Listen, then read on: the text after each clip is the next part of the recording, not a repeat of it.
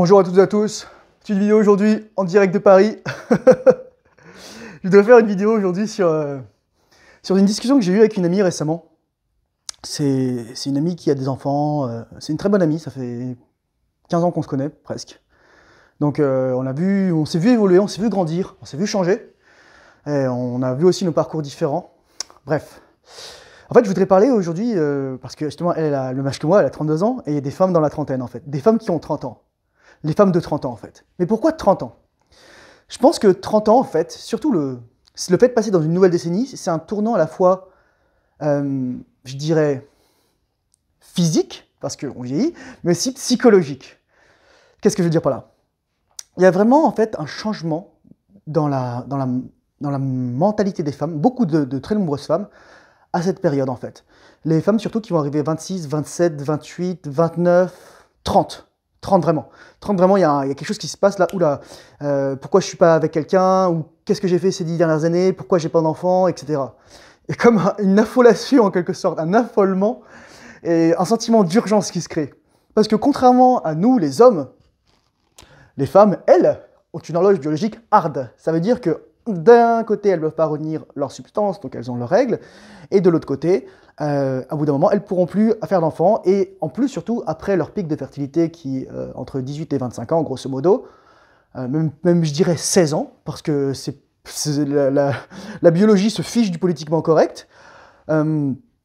Après 25 ans, surtout à partir de la trentaine, et a fortiori lorsque la femme elle boit de l'alcool, elle fume du tabac, ou elle a des mauvaises habitudes de vie, elle ne fait pas de sport, elle est en surpoids, etc. Enfin, je ne fais pas indécent. Ses prospects d'avoir un enfant en bonne santé se réduit comme peau de chagrin. Je me souviens qu'une femme de 35 ou 37 ans a une chance sur 740 d'avoir un enfant trisomique. C'est pour vous dire en fait la dégradation à vitesse grand V des capacités reproductrices et de fertilité, en tout cas de la femme. Je voudrais juste réfléchir à un truc très important. Vous parlez, pourquoi je vous dis ça en fait? Pourquoi c'est important en fait de parler de ça aujourd'hui? Parce que quelqu'un me disait, nous sommes la somme de nos expériences. Je fais, c'est pas exactement vrai. Nous sommes la somme des leçons que nous tirons de nos expériences et des habitudes qui en découlent. Si quelqu'un a des habitudes de coucher partout, d'être incapable de s'arrêter avec quelqu'un et de se poser, si quelqu'un est incapable d'avoir une relation saine, si elle doit, par exemple, surtout dans le cas d'une femme, d'aller chercher sur Tinder, soulever tout Tinder ou se faire soulever par tout Tinder pour se sentir moins seule, ça ne va pas changer du jour au lendemain. Ça, c'est un mensonge. Par contre, elle va pouvoir faire croire qu'elle a changé. La façade. Entre la façade et la réalité, il y a souvent deux choses différentes, quoi. Bref. Je vais vous donner un exemple, et c'est assez intéressant. C'est par exemple, imaginez, pour vous montrer qu'en fait, tout le monde ne prend pas les mêmes leçons d'une même expérience. Voire qu'il y en a qui prennent aucune leçon. Imaginez, vous avez deux jumeaux, et ils se font agresser, ou même des triplés. Et donc c'est les mêmes, biologiquement c'est les mêmes. Mais il y en a un par exemple qui va dire ah mon Dieu, il va être raciste, donc il n'aura rien appris. Un autre qui va se dire ah tiens, faut que j'apprenne à me battre, donc il aura appris une leçon. Et un autre qui va se dire ah j'aurais dû apprendre à ne pas me mettre dans cette situation, à faire de la déescalation, à savoir partir quand il faut, et aussi à savoir me battre. Donc il aura appris 4 leçons en quelque sorte. C'est ça en fait.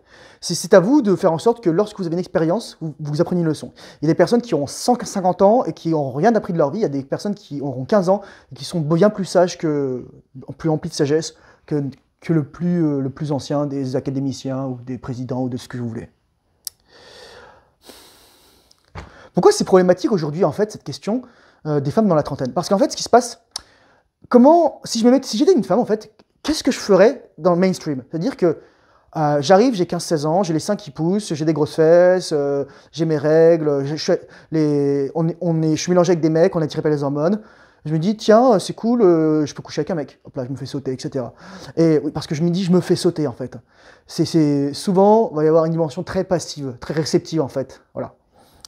Ensuite, voilà, je sais pas, j'ai un bouquin de 10, de 15, je suis au lycée, terminal, boum, peut-être j'ai un copain, oh, on reste 3 mois ensemble, on fume des pétards ensemble, on boit de l'alcool, on va à des soirées, je me fais piquer mon iPhone, mes nudes, ils leak sur, je sais pas quoi, sur un site pornographique, enfin, voilà, mais je vous dis ça, mais c'est standard en fait. Ensuite, j'arrive à l'université, on me dit, tiens, il faut que tu fasses des études pour aujourd'hui.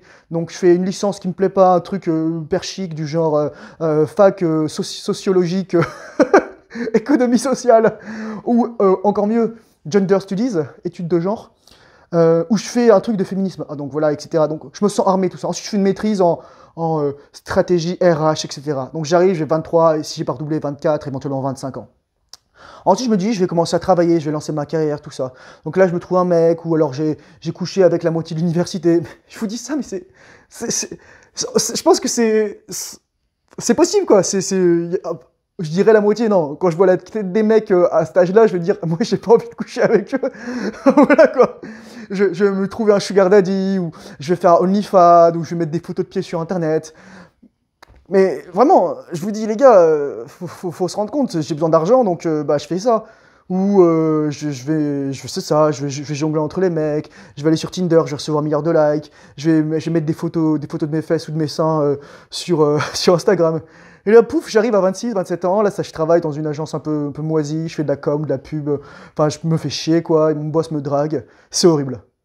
Et là, je rencontre un mec qu'on était ensemble au lycée ou à la fac, et je me dis, ah, il ferait peut-être un bon prospect, etc. Entre-temps, j'ai couché avec 100 mecs, etc. Bah, j'ai perdu, j'ai prends moins soin de moi parce que, bah voilà, je continue à sortir, je bois de la bière, c'est de l'alcool, je bouffe du sucre.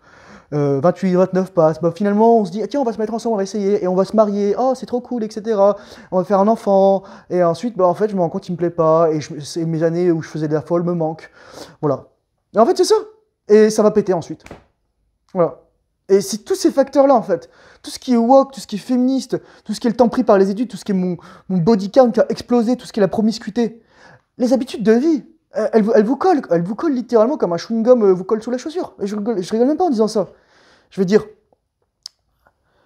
c'est ultra facile de prendre une habitude, mauvaise, et c'est très difficile de la perdre. C'est ça, en fait. C'est souvent ça, en fait, le hallmark, vraiment comment on reconnaît une mauvaise habitude. C'est facile à prendre, c'est très facile à perdre. Personne, personne, personne n'a de la facilité à avoir une habitude de sport. Enfin, personne. Très peu de monde, je dirais, ont la facilité à avoir une habitude de sport. Et par contre, c'est très facile de la perdre. Vous voyez ce que je veux dire? Faut se souvenir d'une chose, c'est ce que disait Kevin Samuels, c'est que les femmes contrôlent l'accès au sexe et les hommes contrôlent l'accès à la relation au mariage. N'oubliez jamais ça. Et en fait, lorsqu'une femme est incapable de retenir un homme, c'est parce qu'en fait, l'homme a d'autres options, ou alors ne juge pas que la femme est bonne à autre chose que lui procurer du sexe, en fait. N'est pas un bon prospect de mère et de femme à long terme. Encore une fois, ici, c'est une question d'élévation du niveau de conscience, mais ce qu'il faut comprendre, c'est que il y en a qui disent, par exemple, les prostituées sont ce qui permet de maintenir la monogamie. Je sais pas, écoute, peut-être que ton niveau de conscience, il n'est pas assez élevé. Mais plus généralement, la capacité à apprendre à se connaître et à connaître la façon dont fonctionne la psyché humaine et plus particulièrement la psyché masculine et féminine, qu'on soit un homme ou une femme, vont nous permettre en fait de savoir de quoi on a besoin à quel moment. Et faut pas vous leurrer, hein. Si vous êtes une femme, plus vous avez de partenaires, moins vous aurez la capacité à vous attacher. C'est juste parce que vous aurez pris l'habitude de changer de partenaire dès qu'il y aura un truc qui va pas bien. Ou vous aurez l'habitude d'avoir un partenaire différent dès que vous avez besoin de nouveautés, etc. C'est une habitude. Et ces habitudes sont très dures à perdre. L'autre question aussi, c'est les enfants. Parce que finalement, lorsque vous arrivez à 30 ans, vous dites, oh mon Dieu, oula, j'ai pas d'enfant. Qu'est-ce qui se passe? Donc il faudrait que j'en fasse. Donc vous trouvez un plouc que vous avez rejeté il y a 10 ans, qui lui a monté en valeur, alors que le vôtre a décru. Mais en fait, c'est littéralement, c'est horrible de votre part, qu'on soit bien d'accord. Après, moralement, peut-être, biologiquement, ça fait du sens. Mais bon, j'ai envie de dire presque, lorsqu'on est une femme, qu'on est célibataire, qu'on n'a pas réussi à avoir un homme, et alors que c'est ce qu'on veut surtout, c'est ce qu'on veut. Il y a des personnes qui veulent pas ça, donc, et ça c'est autre chose.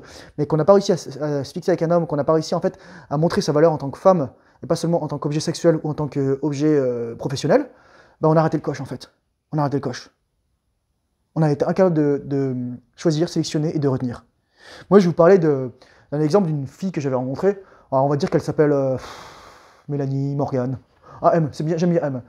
Et voilà. Morgane, elle avait 29 ans, petite brune, super mignonne, etc., super jolie, on se rencontre sur Tinder. C'était en décembre 2019, ou janvier 2020, juste avant la Covid, en fait. Et on va manger ensemble, le courant passe super bien, etc. Je lui dis tout à coup, je repars au Canada, on est à la sortie, elle veut que je l'embrasse. Mais elle veut que je l'embrasse, quoi. Je dis, en fait, je repars au Canada dans 2 semaines. Changement de visage. Elle aurait mis un masque, ça aurait été la même chose. Ah ouais, non, mais je me vois pas avec des relations longue distance. 2 leçons dans tout ça. elle a cru qu'elle était the shit. Elle a cru qu'elle était the shit. Et que, genre, moi, j'allais dire, vas-y, ouais, t'as 29 ans, c'est trop cool, waouh, t'es trop mignonne, j'ai que toi comme choix, c'est toi que je vais choisir. Ouais, déjà, ça voulait dire que déjà, j'avais monté en valeur, même si j'étais loin d'avoir atteint mon potentiel à ce moment-là. Et deuxième chose, c'est qu'en fait, elles prennent même plus le temps en fait d'approfondir la relation et de se dire peut-être que ça peut, peut-être que est-ce que je veux vraiment cette personne? Ou en fait non, je voulais juste quelqu'un qui me fasse des gosses. Et elle est encore habituée dans son truc, mais je pourrais avoir autant de mecs que je veux. Mais cocotte, ta valeur décroît, celle d'un homme moyen qui fait vraiment le travail, un homme, on va dire en top, au-dessus des 60-70%, il va s'améliorer progressivement, beaucoup plus que toi, beaucoup plus vite que toi, et il aura d'autres choix en fait. Et en fait, plus un homme est au statut, plus il a la capacité à choisir une femme jeune. Par exemple, Leonardo DiCaprio qui a bientôt la cinquantaine ou 50 ans et qui sort avec une fille de 19 ans.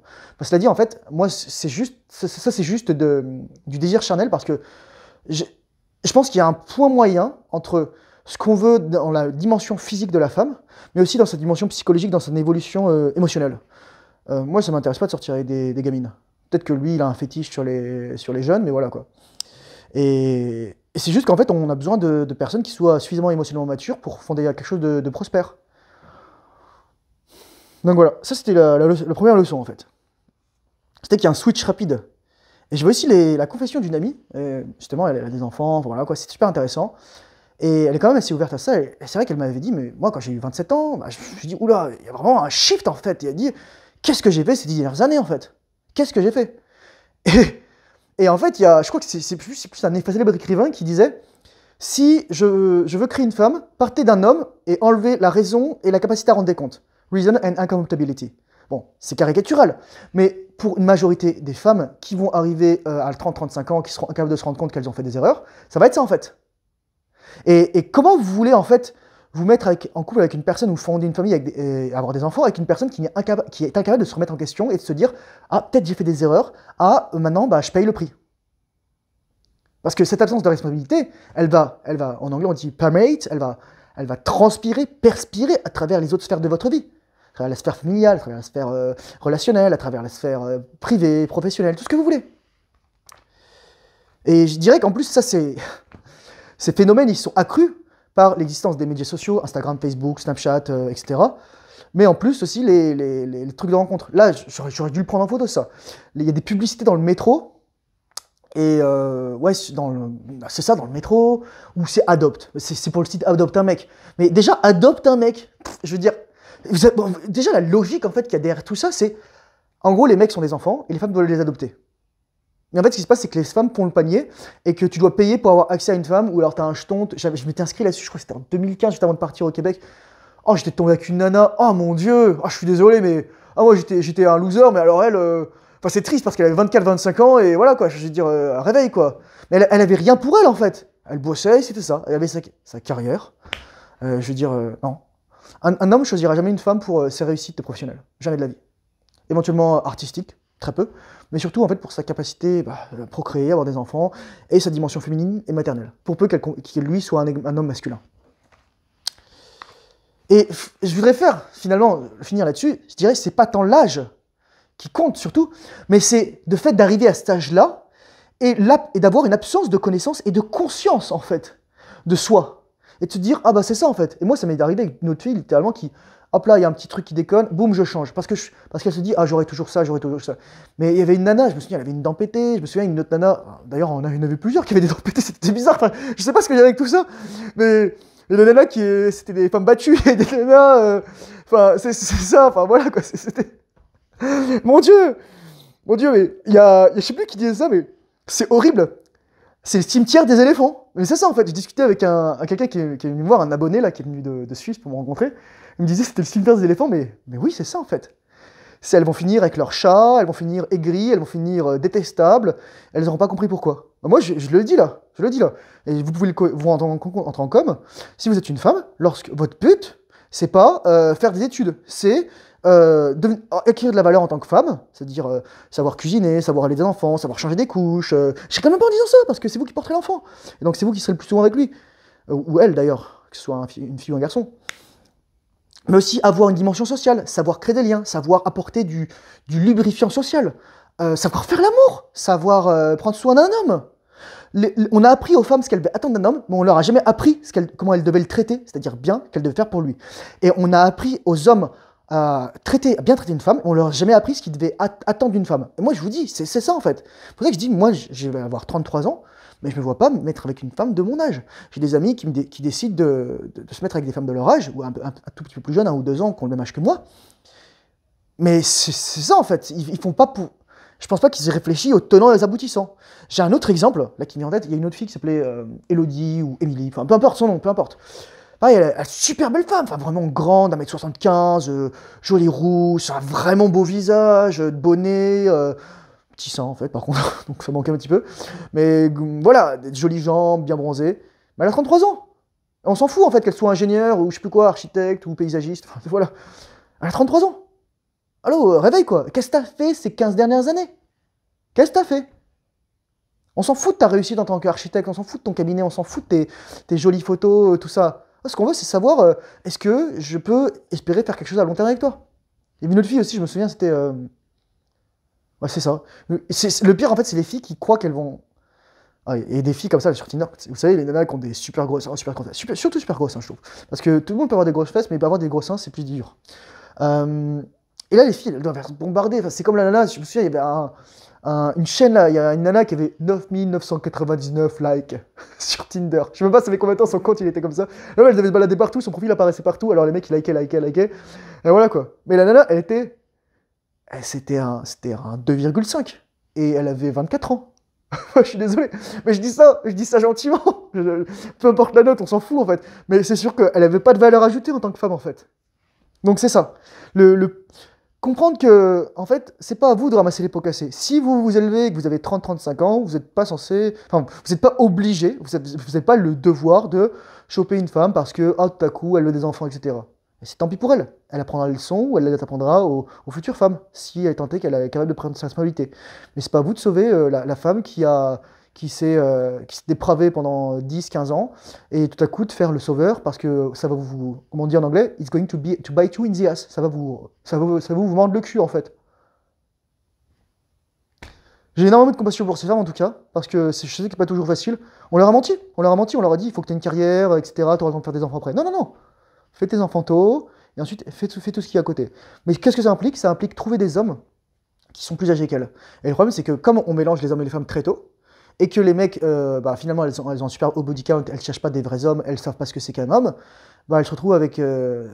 moi, j'en étais un, des pecnos, des tocards, des losers, et voilà. Donc, c'est la première étape, c'est séparer les hommes et les femmes dans l'éducation, s'améliorer en tant qu'homme, éduquer les femmes, élever le niveau de conscience et la responsabilité, et quitter les réseaux sociaux, mesdames. Moi, je vous le dis tout de suite, quoi. Allez, ciao, bonne journée, bye bye. Bonne rétention séminale.